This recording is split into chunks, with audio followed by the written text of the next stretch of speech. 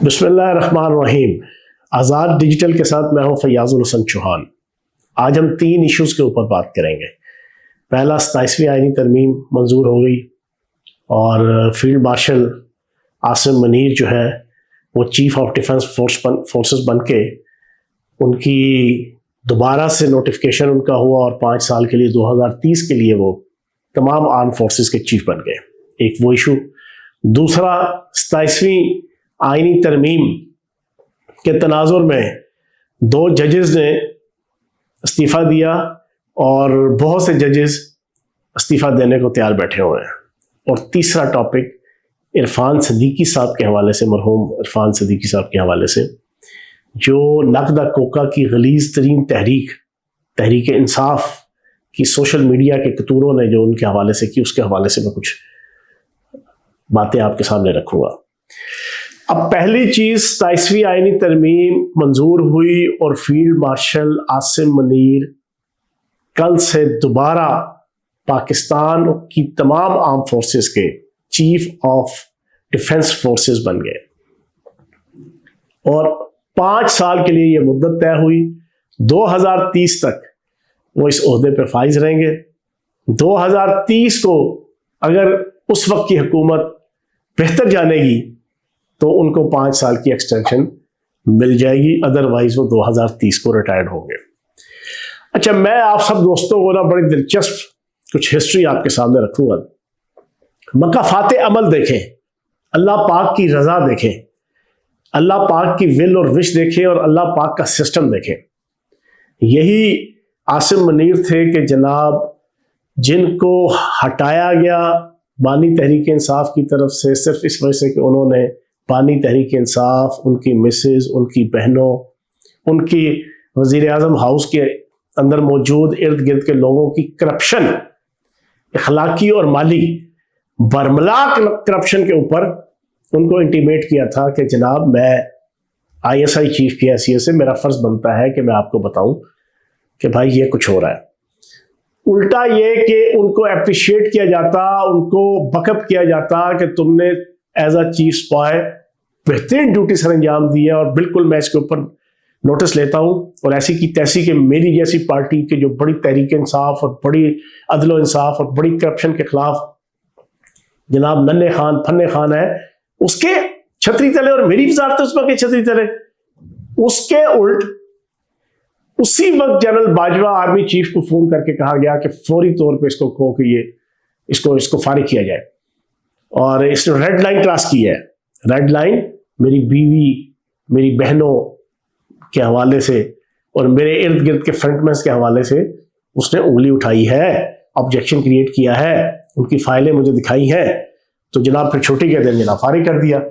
उसी आसिम मुनीर को रोकने के लिए इस नकदा कोका की तहरीक को चौथा और 5वां गियर लगाया गया, बल्कि 6ठा गियर ईजाद करके वो भी लगाया गया।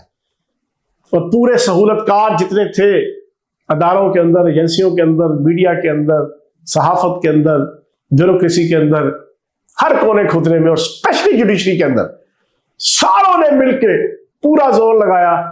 और जनाब आपका नवंबर 2022 का लॉन्ग मार्च, उस लॉन्ग मार्च में फ्यूल डालने के लिए, उसको एग्जैजुरेट करने के लिए, उसको एक्सेलरेट करने के लिए, उसको बामे अरूज तक पहुंचाने के लिए, उसको मिराज ऊला तक पहुंचाने के लिए फिर इनकी सहूलतकारों का जो नेटवर्क था उन्होंने वजीराबाद का वाकया ड्रामेटाइज किया, वजीराबाद का कातलाना हमला ड्रामेटाइज किया, जो इनके अपने सहूलतकारों ने एक टोपी ड्रामा और एक माहौल बनाकर पहले से जनाब जिसने फायरिंग की है उसके पीछे बंदा खड़ा किया हुआ है, जैसे ही वो फायरिंग करने लगता है उसका हाथ उठा दिया जाता है ऊपर से और फिर उसके बाद उसको डायरेक्ट फायर कर दिया जाता है। फिर अजीब सस्पिशियस किस्म का। और फिर 4 महीने पूरी कौम ने देखा कि जनाब बकौल बानी तहरीक इंसाफ 12 गोलियां इमरान इस्माइल की शलवार में से गुजर गई, पता नहीं कितनी गोलियां इनकी शलवार और जनाब कच्छे में से गुजर गई। और फिर जनाब 4 महीने लंगड़ा बन के रहा गया और जो एक माहौल बनाया गया, वो लॉन्ग मार्च और वो कातलाना हमला भी इसी आसिम मुनीर को रोकने के लिए कि ये कहीं आर्मी चीफ ना बन जाए। ये पूरे का पूरा ड्रामेटाइज किया गया। आज वो आसिम मुनीर जनरल नहीं, फील्ड मार्शल है। और फील्ड मार्शल भी सिर्फ थूक से पकोड़े तल के या पानी से पकोड़े तल के पराठे बना के नहीं, जेन्युइनली आर्मी चीफ की हैसियत से पाकिस्तान के सबसे गलीज, रजील और जलील जो दुश्मन है इंडिया, और उसकी इंडिया के अंदर फिर सबसे घटिया शख्सियत और सबसे घटिया पर्सनालिटी नरेंद्र मोदी, फिर उसकी सबसे घटिया ऑर्गेनाइजेशन वहां पर इंतहा पसंद बीजेपी और हिंदुत्व की अलंबरदार आरएसएस, उस पूरे गिरोह ने पाकिस्तान को खत्म करने के लिए जो मिशन का जनाब जिम्मेदारी उन्होंने उठाई, उसको जनरल आसिम मुनीर की क़यादत में पाकिस्तान की अफवाज ने जमीन बोस और जमीन दोस्त कर दिया। उनके गरूर और उनके तकब्बुर को अपने पांव की ठोकर से रेजा रेजा कर दिया। उसकी पादाश में, उसके सिले में, उसके इनाम में वही general Asim Munir field marshal बन जाते हैं। अल्लाह पाक इज्जत देता है। फिर उसी फील्ड मार्शल के हवाले से पिछले 3 माह से कुड़ कुड़ कुड़ कुड़ कुड़ कुड़ लगाई हुई है। उन तमाम 1973 के आइन के दुश्मनों के ग्रोह जो सोशल मीडिया में सबसे ज्यादा एक्टिव है और जो सारे बाहर बैठे हुए गंदे गलीज यूट्यूबर, इंडियन रॉ और जनाब गैर मुल्की ताकतों की डीप एजेंसियों के डॉलरों के इशारों पर नाचने वाले, ओ जी एक्सटेंशन का नोटिफिकेशन करना पड़ेगा, एक्सटेंशन का नोटिफिकेशन करना पड़ेगा। हालांकि 26वीं आईनी तरमीम में तय हो चुका है कि मुद्दत मुलाजमत कितनी है, और उस मुद्दत मुलाजमत के मुताबिक जनाब 2029-27 तक जनाब आपकी उस वक्त भी आर्मी चीफ की मुद्दत बनती थी।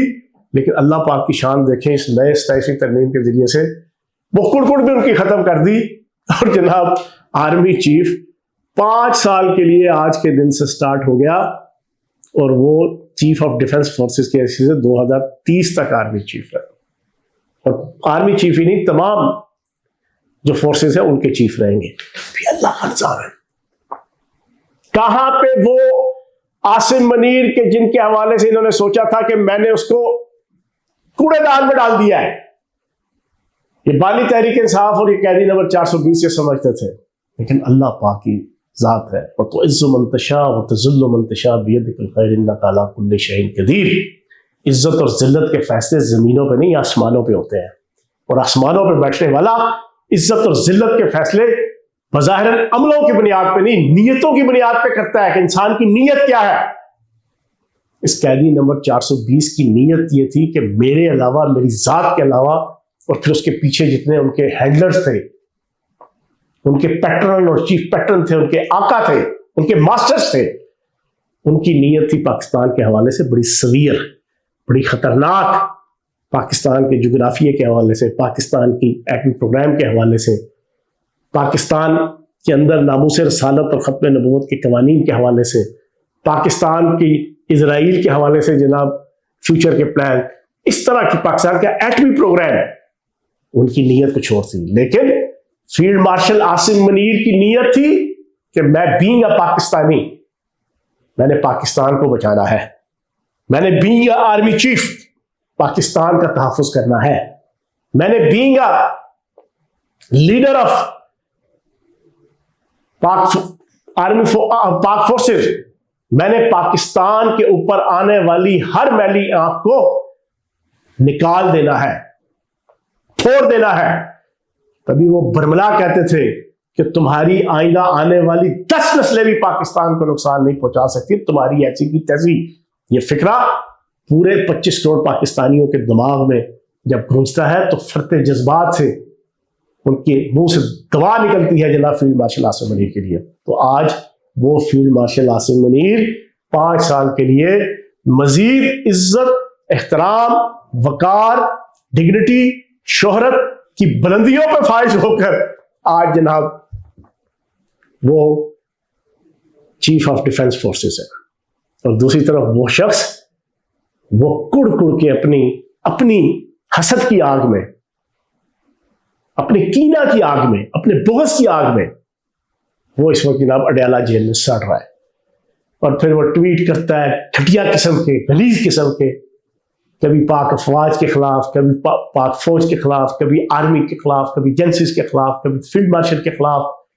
और फिर जो उसका वो हसद है और उसका जो कीना है और उसकी जो एहसास कमतरी है, वो पूरा पाकिस्तान फील करता है। ये अल्लाह पाक का निज़ाम है, अल्लाह पाक का सिस्टम है, और जो कुछ भी है ये सारा लीगलाइज हुआ है।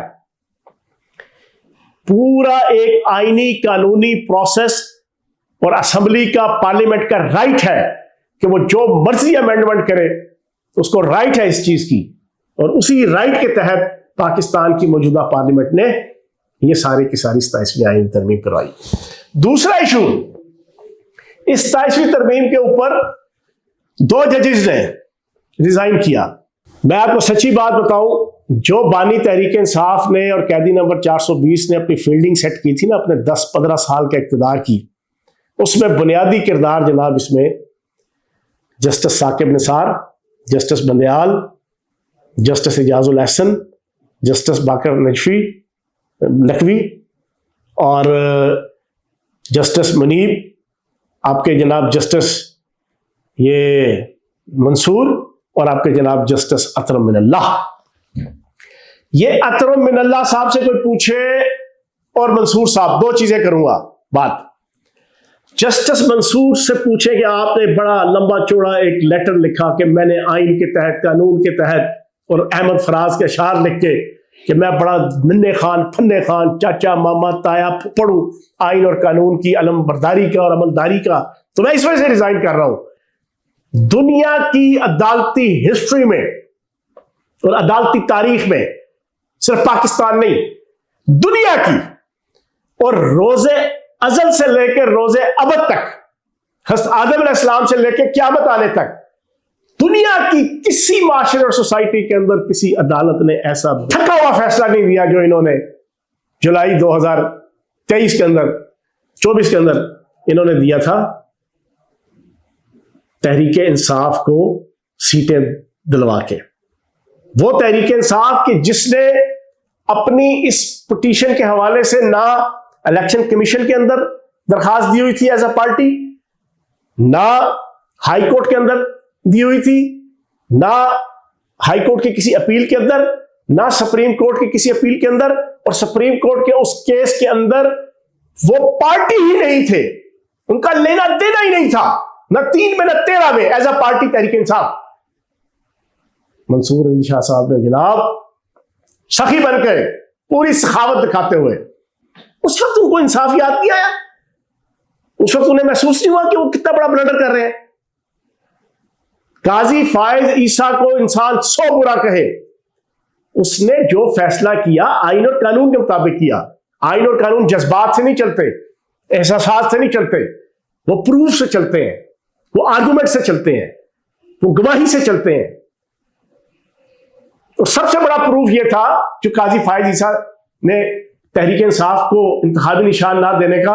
मैं एक पार्लियामेंटेरियन रहा हूं, मैं स्टूडेंट हूं, आइन का, कानून का, पॉलिटिकल वर्कर हूं, मैं तकरीर का तालिब इल्म हूं।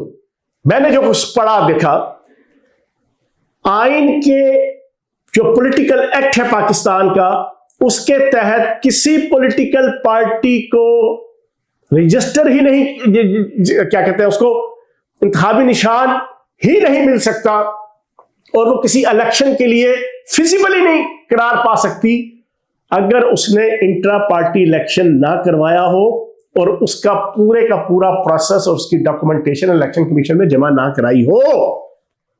इलेक्शन कमीशन 1.5-2 साल, 2.25 साल पीटीआई को चीखता चिल्लाता रहा 2021, 22, 23 कि जनाब अपना इलेक्शन करवा लो, अपना इलेक्शन करवा लो, अपना इलेक्शन करवा लो, उसकी डॉक्यूमेंटेशन दे दो, उसकी डॉक्यूमेंटेशन दे दो। लेकिन बानी तहरीक के साथ वो यही समझते रहे, भाजन ना भी कराया इलेक्शन तो क्या हो गया, सारी चीजें कंट्रोल हो जाएंगी। समझा समझा इलेक्शन कमीशन थक गया। जब इन्होंने नहीं किया, इलेक्शन सर पे आ गए, तो काजी फायज ईसा ने एज अ चीफ जस्टिस कानून देखना था, इलेक्शन एक्ट 2017 देखना था, इलेक्शन एक्ट 2022 या 2023 का जो तरमीमी बिल था उसको देखना था, आइन और कानून के अंदर इलेक्शन की जो रूल्स एंड रेगुलेशंस है, जो टर्म्स एंड कंडीशंस हैं, जो इलेक्शन कमीशन के रूल्स एंड रेगुलेशन है, उसको देखना था। उन्होंने नहीं देखना था कौन कितना सोना तो कितना बदा। उन्होंने नहीं देखना था किसकी पॉपुलैरिटी क्या और किसकी पॉपुलैरिटी क्या। उन्होंने नहीं देखना था कि कौन सी पर्सनैलिटी है, सियासतदान कितना पॉपुलर और कौन सा अनपॉपुलर है। उन्होंने आइन और कानून और इंसाफ के तकाजों के मुताबिक अपना फैसला देना था। उन्होंने फैसला दे दिया, क्योंकि ये कानून के मुताबिक जनाब इन्होंने इंट्रा पार्टी इलेक्शन नहीं करवाया, उसको रिजल्ट उसका सबमिट नहीं करवाया, इनको इंतखाबी निशान नहीं मिलेगा। तो जनाब उन्होंने क्या गलत किया? उसने तो कानून के मुताबिक किया। तो जनाब दूसरा जनाब शहबाज गिल, ये अथरुम मिनल्लाह था, जिसने उसकी जमानत ली और जमानत लेकर उसको बाहर भगवा दिया।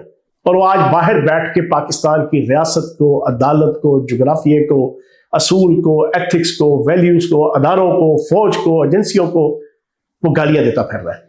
जिम्मेदार कौन? अथरुम मिनल्लाह। मई पीरजादा बाहर भागा, वो सरेआम पाकिस्तान की पूरी रियासत और अदारों को, शख्सियात को, जोग्राफिया को जनाब गालियां देता फिर रहा है। जिम्मेदार कौन? अथरुम मिनल्लाह। ये जितने लोग बाहर भागे, शहजाद अकबर बाहर भागा, जिम्मेदार कौन? अथरुम मिनल्लाह।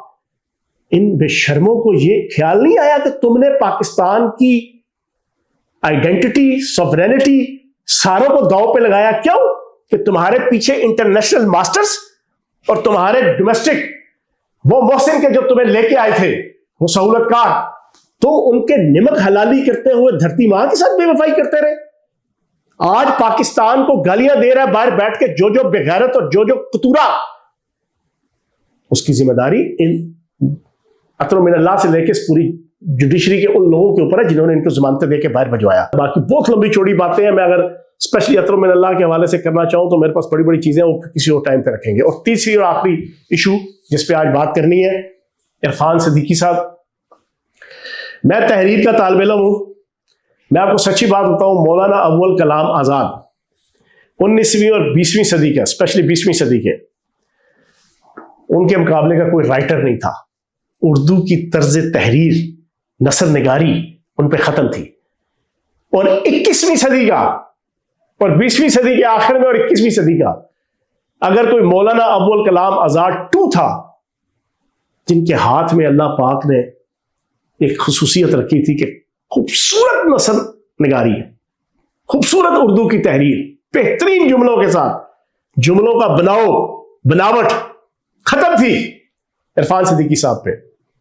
एक उस्ताद, एक टीचर, रावलपिंडी से ताल्लुक रखने वाला, सर सैयद कॉलेज के अंदर पढ़ाने वाला, एक बिल्कुल डिसेंट सा होम्योपैथिक किस्म के इंसान, उसकी फौतगी के ऊपर जो कमेंट्स ओरिया मकबूल जान जैसे गलीज स्कॉलर से लेकर गीले तितर और गलीजे आजम इमरान रियाज तक और उसके दरमियान सारे लोग, उन्होंने जो कमेंट्स दिए, जो इनकी तरबियत की हुई है कैदी नंबर 420 ने, उसकी तनाजुर में, उसकी रोशनी में, मैं कहता हूँ इंतहाई काबिल मजम्मत है। मैंने सिर्फ एक ट्वीट किया था, वही दोहरा के मैं आपसे इजाजत चाहूंगा।